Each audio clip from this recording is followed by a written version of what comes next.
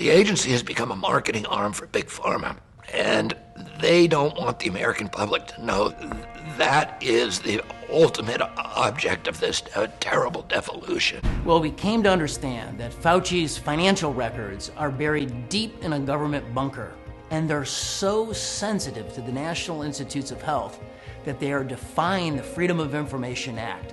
When we sued the National Institutes of Health on our Freedom of Information Act request for the Fauci financials, on discovery, we learned that the National Institutes of Health have declared war on transparency. They're past due on 633 Freedom of Information Act requests. They're being sued at least 35 times over those requests.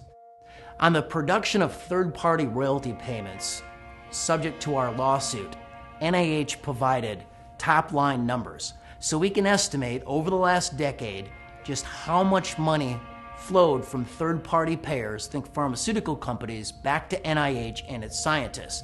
And that's nearly $350 million over the course of that decade. And we can see the scientists' names. There's 1,800 scientists that received payments. Here's what we can't see. We can't see the payment amount to the individual scientist. It's been erased, it's been blacked out and redacted.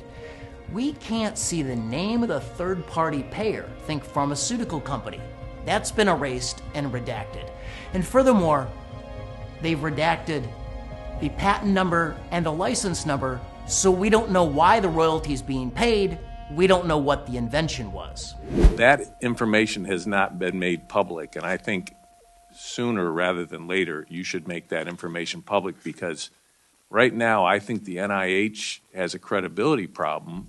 Since the start of the pandemic, I wrote 6 columns out of 92 in regard to Dr. Anthony Fauci. When I wrote 3 in succession, from December of 2021 through January of 2022, those were the last columns I ever wrote at Forbes.